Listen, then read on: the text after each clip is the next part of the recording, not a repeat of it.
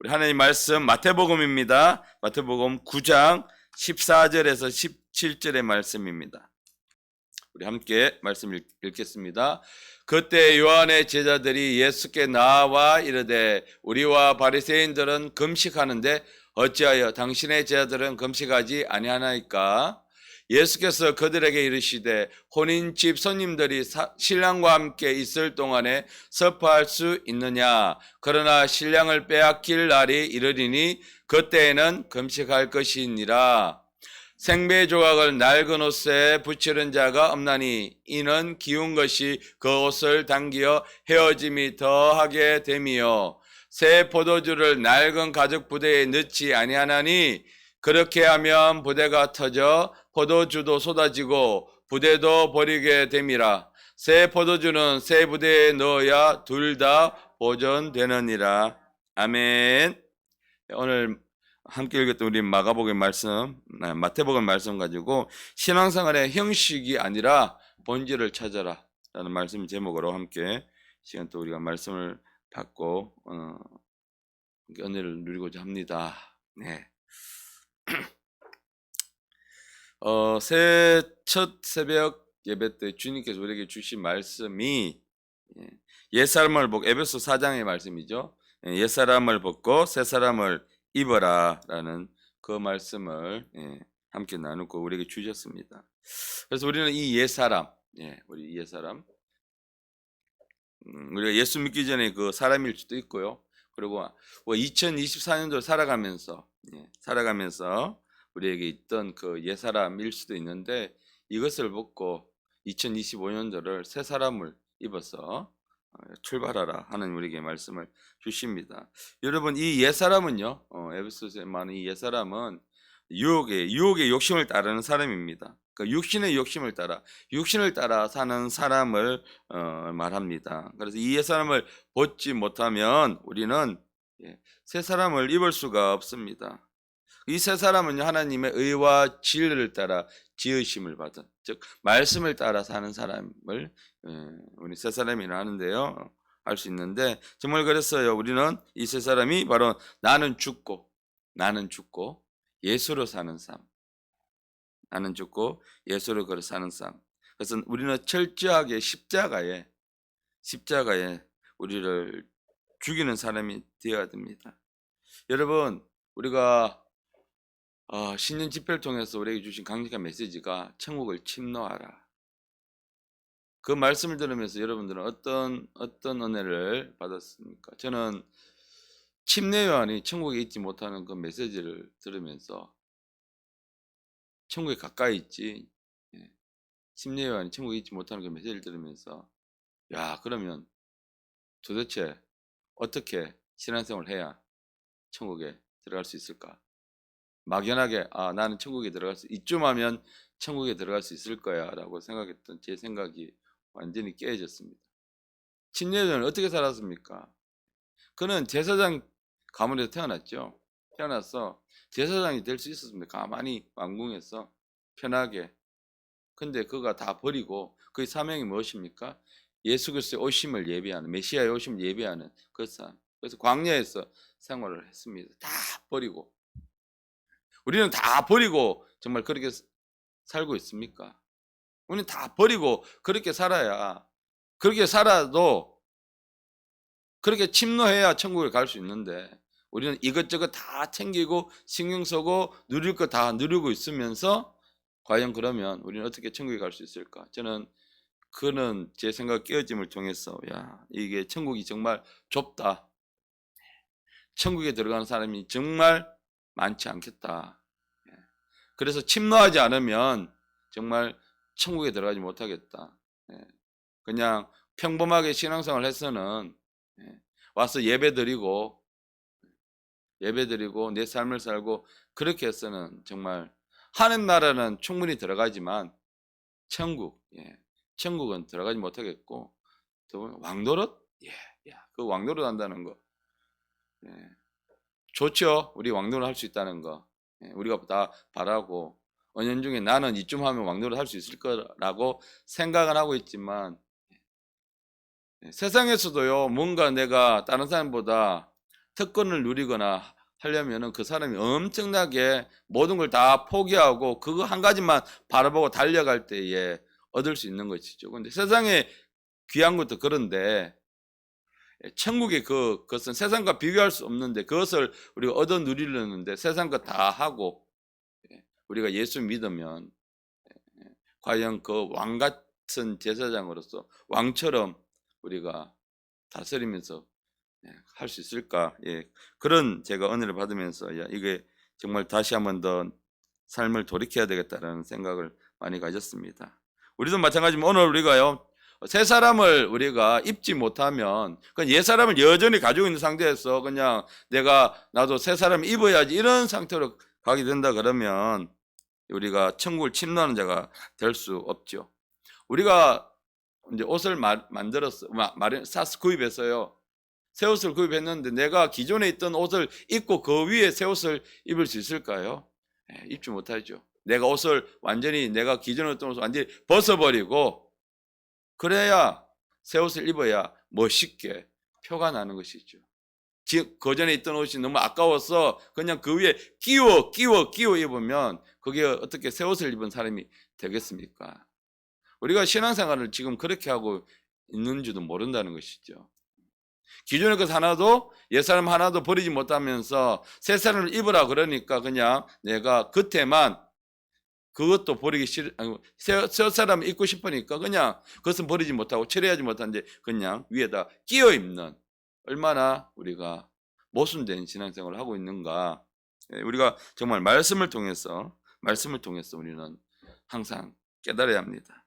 여러분 우리가 무엇을 채우기 위해서는 비워야 합니다. 비우는 작업이 반드시 필요합니다.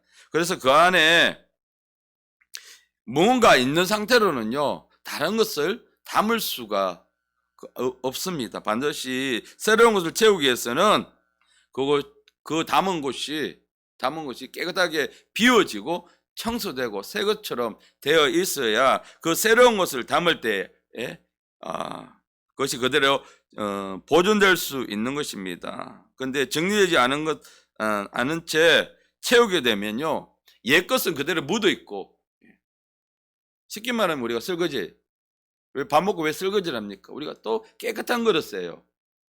밥을 먹기 위해. 그런데 설거지하지 않고 그것을 남겨두고 또 그대로 먹게 되면 여러분 상상을 해보십시오. 고춧가루에 그 묻어있는 상태에서 그 전날 내가 카레를 먹었으면 카레가 다 득지 묻어있는 상태에서 숟가락도 그렇게 있는 상태에서 그냥 그것을 가지고 먹는다.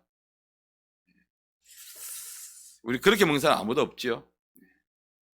고린도후서 5장 17절 말씀에 함께 읽겠습니다. 그런즉 누구든지 그리스도 안에 있으면 새로운 피조물이라 이전 것은 지나갔으니 보라 새 것이 되었도다. 아멘. 새로운 피조물이라는 것은 완전히 다른 것을 의미합니다. 완전히 다른 것, 새롭게 태어난 것, 그것을 말하는데요. 이것은 우리가 말하는 리모델링이 아닙니다. 리모델링은 무엇입니까? 기존에 있는 것은 살리고 기존에 있는 것은 그대로 둔 상태에서 일부만 새 것을 만드는데 그건 완전히 새 것이 아니죠.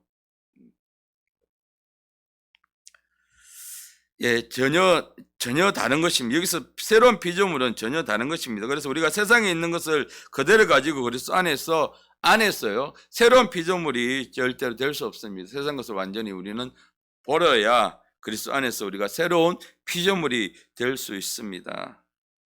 정말 우리가 작년 주제가 아직 걸려 있지만 작년 주제가 침노하는 삶을 살아라. 이 표를 2025년도에 다시 한 번 더 이제 교회가 사용하고자 합니다. 다시 한 번 더 이 주제를 가지고 달려가고자 하는데요. 정말 우리가 작년에 이 침노하는 삶 표는 걸려 있었지만 우리가 이대로 살지 못하고 그냥 허공에 울리는 메아리처럼 이런 주제였다면요. 다시 한 번 더 우리가 2025년도에는 결단해져서 정말 우리가 천국을 침노하는 자로 이게 울리는 메아리가 아니라 그냥 걸려있는 주제가 아니라 그 말씀 내 삶에 실질적으로 적용될 수 있는 삶으로 메시지가 될 수 있도록 주제가 될 수 있도록 우리가 그렇게 행함을 통해서 우리는 살아가야 하겠습니다. 여러분 이 주제요. 이 주제가 정말 이 마지막 때를 준비하는 사람에게 너무나 중요한 메시지고 하나님은요. 제작 우리 교회에게 기회를 주신 것입니다.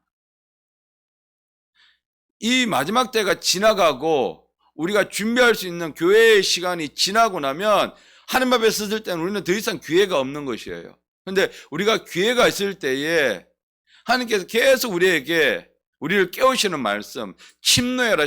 결국 우리는 무엇입니까? 교회 생활하고 우리가 믿음 생활하는 이유가 우리는 천국을 바라보고 하는 것입니다. 근데 천국을 바라보기만 하고 그냥 우리 하나님 앞에 서게 되면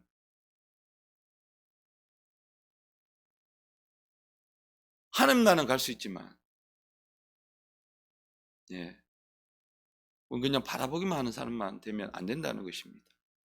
실질적으로 우리가 천국을 얻는 사람들, 기왕 우리가 정말로 모든 것 다 포기하고 이 시간도 내 시간도 하나님 앞에 드리면서 힘든 이 시간을 깨우면서 몇 번이나 이 추운 겨울에 내가 이불 속에서 일어날까 말까.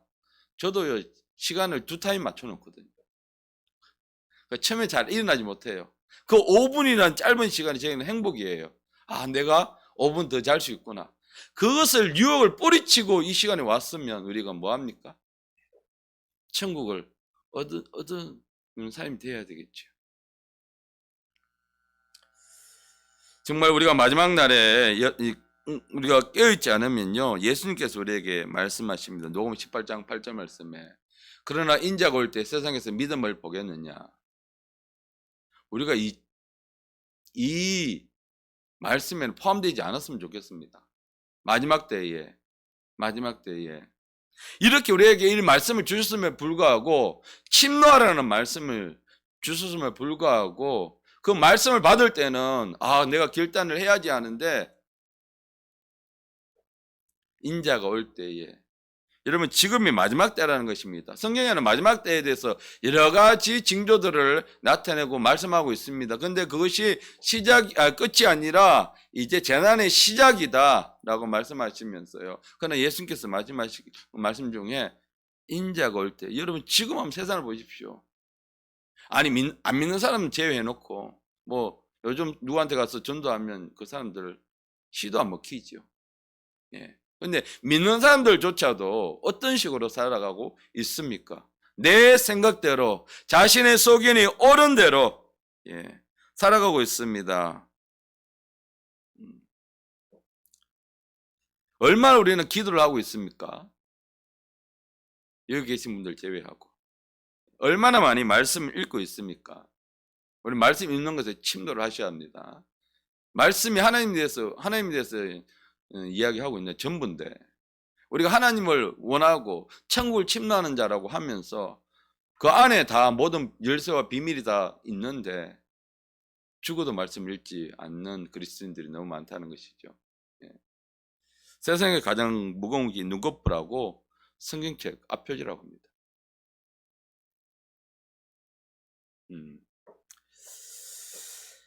여러분 우리는 말씀을 침노하는 자, 천국을 침노하는 자가 되어야 합니다. 근데 왜 이렇게 기도하지 못하고 말씀 읽지 못합니까 하면 다 이유가 있습니다. 바빴어요. 그 바쁨을 살펴보니까 하나님 때문에 바쁘면 이유가 되겠는데 내가 삶을 살아가느라고 바빠가지고 피곤했어. 특별히 우리 청년들 너무 안타깝습니다. 이 젊을 때에 그 말씀이 얼마나 그들 속에 많이 잘 들어가겠습니까? 이해가 얼마나 잘 되겠습니까?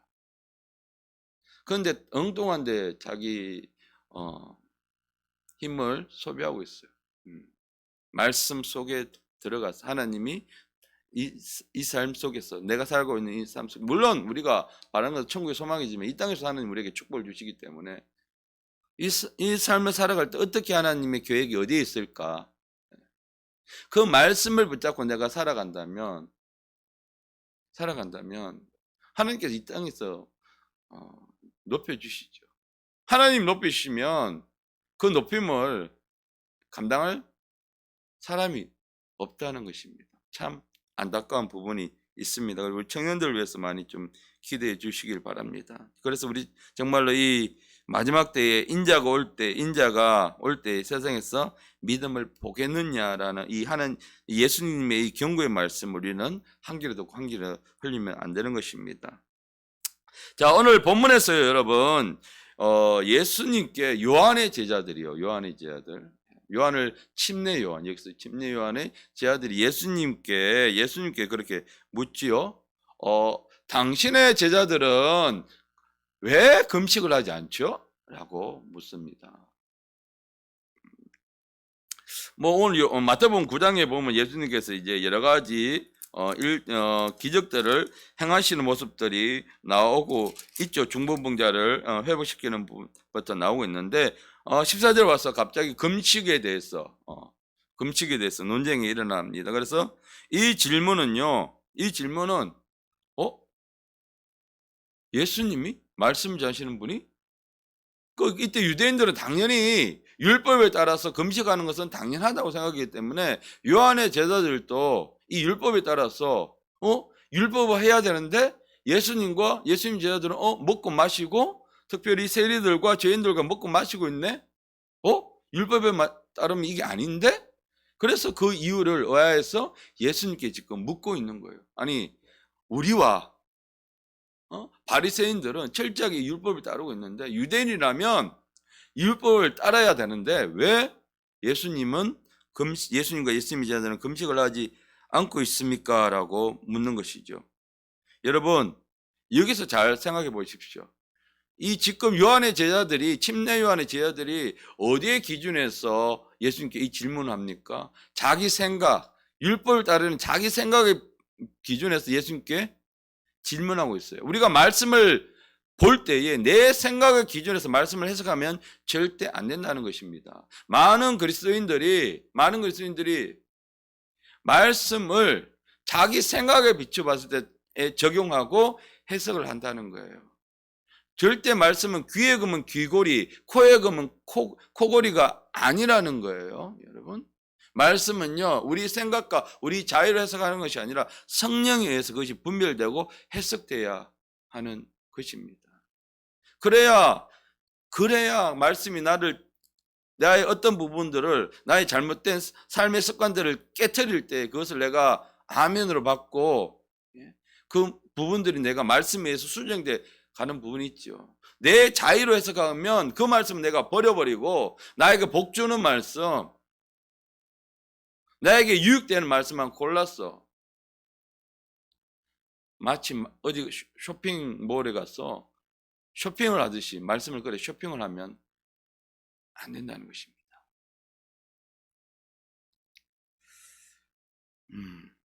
그래서요, 많은 사람들이 하나님을 내가 내 삶에 하나님을 맞추는 것이 아니라 하나님 마치 내 삶에서 에스맨처럼 내 삶이 고장나거나 내가 뭐 어떤 어려움이 있을 때 그때만 하나님 불러서 내 삶을 수리해주고 고쳐주는 사람 그 분으로 에스맨으로 이용하는 경우가 종종 있다는 것이죠. 우리는 그렇지 않았나? 예. 그들이 아니라 우리는 그렇지 않았나? 한번 우리가 깊이 말씀성을 통해서 비춰봐야 합니다. 점검을 해봐야 한다는 것이죠. 그래서 성령을 통해서 정확하게 우리가 해석하고 분별해야 합니다. 그렇기 때문에 여러분 뭐 해야 됩니까? 어려워도 말씀을 많이 읽어야 합니다. 읽을 때에 내가 오늘 몇 독 해야지 의무감이 있는 게 아니라 이 말씀 읽으면 성령님께 의지하셔야 하는 막히는 부분이 많이 있죠. 성경 읽다 보면은 이해되지 않고 해석되지 않는 부분들 많이 있죠. 이런 부분들을 계속 성령께서 깨닫게 해달라고. 또 그런 분이 있으면 와서 성령께 여쭙고 내 자유로 해석하시면 안 된다는 것입니다. 여러분, 요한의 제자들은 전통을 따라서 금식하는 것은 율법을 지키는 데 정말 중요한데 왜 예수님의 제자들은 율법을 지키지 않느냐라는 것이죠. 그러니까 이것이 바로 세상의 기준, 세상의 형식에 비춰봤을 때 이렇게 신앙생활을 해야 되는데 내 기준에는 당신이 틀렸네요. 내 기준에 비춰봤을 때 말씀이 아니라 지금 예수님이 말씀이 육신대 이 땅에 오신 예수 그리스도, 그들이 기다리는 메시아인데 그들이 그냥 기존에 받았던 율법이 율법대로 지금 바라보고 있다는 것이죠. 그래서 그들에게는 율법의 형식은 있습니다. 형식은 있는데 뭐가 없나요? 율법의 깊은 뜻은 그들에게 없다는 것입니다. 여러분, 우리에게도요, 말씀의 형식이 아니라 말씀의 본질이 있어야 합니다. 그래서 우리는 형식이 아니라 우리의 본질, 이 말씀을 따라서 우리는 신앙생활을 해야 합니다. 형식에 치우쳐졌어요. 때가 되니까 예배하고, 그냥 의무감으로 때로는 금식하고, 어려운 일이 있으니까 금식하고. 금식은요, 하나님께서 마음을 주셔야 합니다. 나는 금식해야 이 문제 풀어질겠어. 내가 임의로 작정해서 금식하시면 안 됩니다. 지금 요한의 제자들 그런 거잖아요. 유대인들은 일주일에 한 2번 정도 형식적으로 금식을 했습니다. 그러니까 그 형식에 맞춰서 그냥 금식하는 날이 됐는데 예수님의 제자들은 금식을 하지 않으니까 이제 이렇게 질문하는 것이. 그래서 우리는 여러분 말씀을 따라 우리가 신앙생활을 해야 합니다. 우리 예배도 마찬가지입니다. 주일에 드리는 예배, 모든 예배에서 우리가 모든 은혜를 다 받을 수는 없지만 우리들의 마음이, 예배 올 때 우리들의 마음이 설령 내가 오늘 예배 안에서 은혜 받지 못하고 혹은 내 마음, 내가 말씀에 집중하지 못한다 하더라도 최소한 내가 왔을 때에 내가 예배 안에서 하나님을 만나야지, 그런 갈망하는 마음으로 우리가 나와야 하는 것이죠. 때가 되니까, 주일이니까 매년 쳇바퀴 돌듯이 우리가 그런 마음으로 앉아 있다면 이 형식을 빨리 깨트려야 한다는 것입니다. 자, 오늘요, 우리 이 질문을 가지고 예수님께서 세 가지 비유를 통해서, 오늘 본문에 보면 세 가지 비유를 통해서요, 믿음 생활에서 형식이 아니라 본질을 찾으라라는 것을 우리에게 말씀해 주고 계십니다. 자, 첫 번째 비유는 무엇입니까? 혼인집 손님들, 신랑의 비유입니다. 오늘 우리 15장이 먼저 그 비유가 나오죠. 예수께서 이르시되 혼인집 손님들이 신랑과 함께 있을 동안에 슬퍼할 수 있겠느냐, 이 비유를 들었습니다. 여러분, 혼인날은 어떤 날입니까? 기뻐하는 날입니다. 그렇죠? 혼인잔치 왔는데 기쁨의 눈물이 아니라 정말 우울해 있고 화내고 슬퍼하고 있으면 그게 얼마나 민폐입니까? 그래서요, 신랑과 함께 마음껏 축하해주고 축복을 해주고, 그날이 바로 이 혼인 날입니다. 유대인들조차도 이래라는 것은 일주일을 이야기하는 건데, 그 사이에 이제 금식을 2번 하는데, 그때 이런 혼인 결혼식이 있거나 있으면 그 금식을 딱 멈추고 혼인집에 가서 같이 축하해 준다는 거예요. 같이 진심으로 기뻐해 준다는 거예요. 여러분, 자, 이 예화에 등장하는 혼인집의 신랑은요, 예수 그리스도이시죠. 그리고 혼인집은 하나님 나라, 예수 그리스도께서 오심을 통해서 도래하는 하나님의 나라. 하나님 나라에 우리가 임하는데 우리는 얼마나 기뻐해야 합니까? 우리 슬픈 나라가 아니잖아요. 하나님의 나라는 기쁨의 나라이고, 우리가 그 나라 들어가기 위해서 우리가 삶, 이 땅에 있는 모든 것 다 포기하고 그렇게 지금 교회 생활을 하고 우리 준비하고 있습니다. 그런데 혼인집 손님들은요, 하나님 나라의 이 백성들, 정말로 기다리던 그 백성들, 그리고 신랑은 메시아이신 예수 그리스도, 예수님이 오시는 그때에 슬퍼하면서 금식을 한다? 그건 있을 수가 없는 일이죠. 진짜 금식할 때는 어떤 일입니까? 이게 보니까 신랑을 뺏기는 날,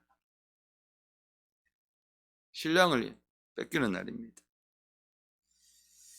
여러분, 근데요, 이때 어떤 사건이 있었냐면, 그러니까 팀예요한의 제자들이 지금 스승을 잃어버렸어요. 어떻게? 감옥에 갇혔어요. 그러니까 어떻게 합니까? 그들 입장에서는 금식하고 또 스승이신 팀예요한이 빨리 풀려날 수 있도록 기도하는 하는 건 당연한 것이죠. 그런 이유가 있었지만 그러나 그들이 기다리는 메시아가 왔단 말이죠. 그들이 소원하던 기다리던 메시아가 오면 그냥 우리 침례원의 감옥에 갇힌 일보다 더 기쁜 일이 바로 메시아가 이 땅에 오심인데 즐거워해야 되는데 침례원들의 제자들은 지금 슬픔에 잠겨 있습니다. 메시아가 오신 것을 알지 못한다. 이것은 무엇입니까? 이것은 인간적인 일 때문에 슬퍼한다는 거예요. 여러분, 우리는 세상의 일로 인해서 일이 일비하는 자, 세상에 돌아가는 상황들이 지금 우리나라의 상황도 마찬가지죠. 우리가 기뻐할 수 있는 상황이 아니죠. 혼란스럽죠. 빨리 정리됐으면 좋겠는데 끝날 기미가 잘 안 보이죠. 그건 속 시끄럽죠. 너무 막 어떤 상황을 보면 낙담되죠. 아니, 하나님 우리나라를 지키고 계신데 왜 우리나라를 이렇게 혼란스럽게 하는가라는 생각이 들 수도 있죠. 그런데 우리가 이런 인간적인 일 때문에 우리 삶이 낭망하거나 실망하거나 우리 삶이 흔들려서는 안 된다는 것입니다. 우리는요, 우리의 기준은 뭐가 되느냐? 바로 예수 그리스도. 우리는 말씀이 되어야 됩니다. 그래서 진짜 우리가 슬퍼해야 될 때는 내 삶 속에서 예수 그리스도를 잃어버렸을 때에 예수 그리스도를 잃어버리고 내가 이 문제 때문에 삶 문제 때문에 낭망하고 절망하고 공허하고 우울해지고 예배도 자꾸 빠지게 되고 점점 하나님과의 거리가 멀어지게 되는 이때 정말 우리는 금식하고 슬퍼하고 해야 된다는 것이죠. 그래서 첫 번째 비유로 우리가 신앙생활 형식이 아니라 본질을 찾아야 되는 첫 번째 비유로 예수님이 말씀하신 게 바로 혼집의 신랑의 비유고, 두 번째는요, 이 생배 조각을 낡은 옷에 붙이는 비유에 대해서 또 예수님께서 말씀하십니다. 16절에 생배 조각을 낡은 옷에 붙이는 자가 없다고 하시면서요. 왜냐하면 낡은 옷을 기우게 되면 어떻게 되는 것입니까? 새 옷감을 기우게 되면 처음에는요, 임시방편으로 그 옷을 기웠기 때문에 입을 수는 있지만 이게 나중에 세탁을 하거나 하게 되면 어떻게 됩니까? 옷감이, 그 새 옷감이 그 옷을 잡아당기면서 헤어짐이 더 심하게 된다고 말씀을 하고 있죠. 그러니까 이 새 옷감도 버리게 되고 기존의 옷도 입지 못하게 되는 거니까 그렇게 고쳐서 입는 사람이 없다는 것입니다. 여기서 낡은 옷은 무엇입니까? 예수님 오시기 전에 율법적인 형식들, 우리가 예배하면서 가지고 있던 형식들, 이건 낡은 가르침을 의미하는 것이고, 또 새 옷감, 생배는요, 예수님을 통해 우리에게 주시는 새로운 가르침, 새로운 질서, 새로운 말씀들을 이야기하고 있습니다. 그래서 여러분, 우리가 새 사람을 입어야 되는 거예요. 옛 사람을 벗지 못하고 새 사람을 그냥 그 위에 입는 경우가 바로 이런 경우가 똑같다는 것이죠. 새 옷이 이렇게 터져졌으면 그냥 거기 맞는 새 옷감으로 하면 얼마든지 오래 입을 수 있는데요. 이미 다 낡고 버려야 될 옷을 다시 기워서 입는데 거기다가 아까운 새 옷감을 거기서 다시 기워서 입는 것, 마치 그런 모습이랑 같죠. 결국은 그 새 옷감도 소용없이 버리게 된다는 것이죠.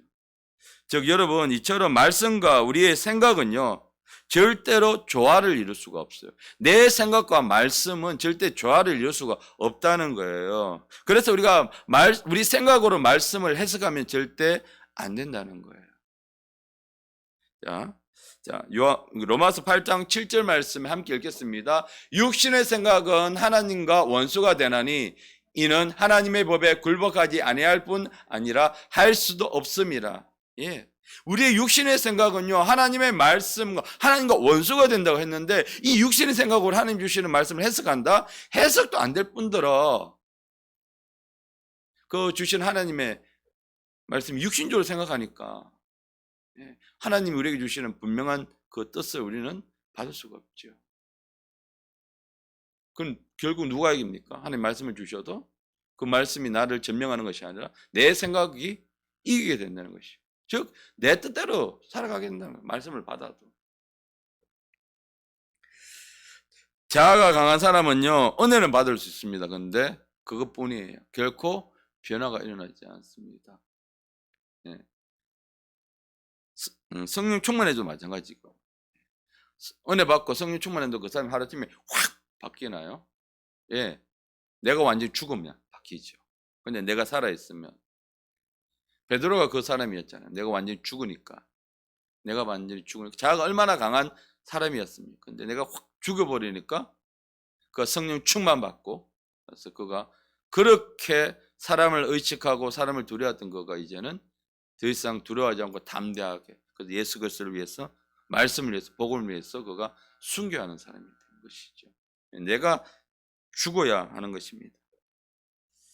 그런데 내가 죽지 않으면 결국 어떻게 됩니까? 우리가 말씀을 받고 은혜를 받아도 나중에 어느 편에 서느냐? 하나님을 대적하는 편에 서게 된다는 것입니다. 그래서 우리는 철저하게 생각을 십자가에 처리해야 합니다. 오늘도요. 자, 두 번째 비유가 바로 이 생배조각 비유였고, 마지막으로 세 번째 비유가 바로 이 새 포도주, 새 포도주를 낡은 부대에 담지 않는 비유에 대해서 예수님께서 말씀을 하십니다. 그래서 11절에 나오죠. 새 포도주는 낡은 부대에 넣지 아니하는데 왜 넣지 아니하느냐? 새 포도주 때문에, 새 포도주 때문에 이 부대가 터진다는 것이죠. 아주 예수님께서 아주 이 비유에 대해서 아주 구체적으로, 말씀만 읽어도 너무나 잘 이해될 수 있도록 아주 구체적으로 이 비유에 대해서 말씀을 하고 계십니다. 왜냐하면 이 새 포도주는 아직 발효가 되잖아요. 포도주는 여러분 묵으면 묵을수록 더 고급지고 맛이 깊어지는, 술이 봐도 포도주라고 그랬죠. 그래서 금방 1년 된 포도주보다 몇십 년, 몇백 년 된 포도주가 더 깊은 맛이 있고 더 큰 값어치를 발휘를 하잖아요. 우리는 술에 관심이 없는 사람들이기 때문에 모르지만 TV에서 그렇게 이야기를 하고, 포도주를 좋아하는 사람들이 집에 몇백만 원을 들여서 막 포도주 연원 한 명에 몇천만 원짜리를 쓰고 하는 이유를 저는 잘 모르겠습니다만은 그들은 그들에게 그 가치가 있으니 그렇게 하겠죠. 근데 발효되는 과정 가운데, 발효되면서 이제 낡은 부대 같은 포도주가 팽창하기 때문에 포도주를 담는, 보관하는, 발효하는 통이 나무로 되어 있지 않습니까? 오크 나무로 되어 있죠. 근데 이제 이런 낡은 가죽 부대에 담게 되면 그 포도주가 발효하고 팽창하면서 그 부대를 터뜨려 버리기 때문에, 그렇게 되면 이제 새 포도주와 이 부대도 다 버려버리게 되는 것이죠. 그래서 이 새 포도주는 신축성이 좋고 질긴 새 가죽 부대에 담아야 오래 보관할 수가 있게 되는 것이죠. 여러분, 여기서 우리 새 포도주는 무엇입니까? 바로 예수님의 새로운 가르치, 우리에게 주신 말씀. 낡은 부대는요, 유대인들이 가지고 있는 이 낡은 사고방식, 인간적인 사고방식을 이야기를 하는 것입니다. 여러분, 오늘 우리에게 주신 말씀, 여러분, 우리가 말씀 받았죠. 그리고 또 계속해서 신년 예배를 통해서 장자의 축복에 대해서, 장자의 축복을 침노하라, 우리 그 말씀도 주셨죠. 근데 그 말씀이 내 생각, 내가 새로 사람을 입지 않은 상태에서 기존의 가치관으로 담게 되면 어떻게 됩니까? 그 말씀을 제대로 소화를 못한다는 거예요.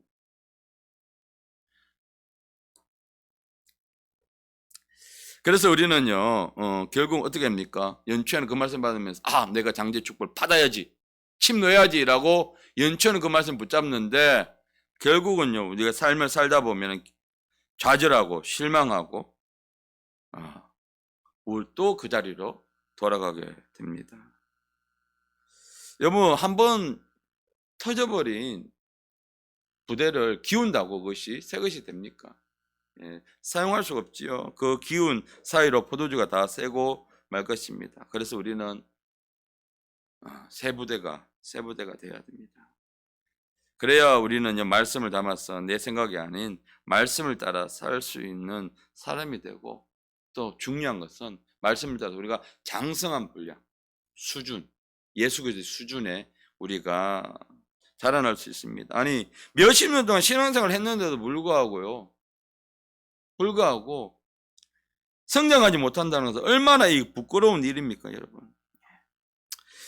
자, 이제 우리가 말씀을 마무리하면서 예수님께서는 세 가지 비유를 통해서 우리 신앙생활의 형식이 아니라요. 형식이 아니라 본질을 추구하라고 우리에게 말씀하십니다. 여러분, 우리가 작년의 사고방식으로는 우리가 결코 우리가 가지고 있던 옛 사고방식으로는 우리가 결코 성장할 수가 없습니다. 우리는 어떻게 해야 되냐? 새로워져야 합니다. 새로워져야 합니다. 근데 그것은요, 우리가 결단한다고 되는 일은 아니죠. 성령의 역사가 반드시 우리 가운데 있어야 합니다. 그래서 오늘 내가 은혜가 받았다고 해서 금방 변화가 일어나지 않습니다. 무엇이 있어야 하냐면 강력한 성령의 기름 부으심. 그것을 위해서 우리는 뭘 해야 되느냐? 우리는 말씀을 읽고 우리는 기도하는 삶을 우리가 지치지 않고 계속 해 나가야 합니다. 그래야요, 강력한 성령의 기름 부음을 통해서 우리가 말씀을 우리가 새로워지고 우리가 내면의 깊은 변화가 일어날 수 있게 되는 것입니다. 그래서 근데요, 중요한 것은 우리를 변화시키는 성령의 역사이지만 우리가 해야 될 것은 무엇입니까? 더 많이 말씀을 읽고 더 많이 말씀을 묵상하고, 그것은 우리가 해야 되는 것입니다. 그렇게 할 때 우리가 뭐로? 새 부대로 준비될 수가 있는 것입니다. 여러분, 형식적인 신앙생활은 절대 천국을 침노할 수 없습니다. 나의 형식적인 신앙생활을 우리는 과감하게 버려버리고 우리가 새 포도주를 새 부대에 담아서 그래서 본질을 찾아서 새 부대가 될 때에 정말 우리는 천국을 침노하는 자의 삶을 살아갈 수 있습니다. 이제 우리가 이 말씀을 받았으니까 우리가 신앙생활의 형식, 낡은 부대는 버려버리고요, 우리 본질, 말씀을 통해서 우리 삶이 말씀을 추구할 때 우리가 이 본질이 회복되는 것입니다. 여러분, 우리는 충분히 장자의 복을 침노할 자격이 있는 사람들입니다. 우리 함께 침노하는 2025년도가 되기를 예수 그리스도 이름으로 축원합니다. 묵상의 말씀이 있습니다. 마태복음 9장 17절 말씀은 오늘도 하루도 이 말씀을 묵상하시면서요, 하나님, 내가 새 부대로 준비되게 하여 주시옵소서. 말씀을 담는 새 부대가 되게 하여 주시옵소서. 함께 우리가 말씀 묵상하며 기도하시겠습니다.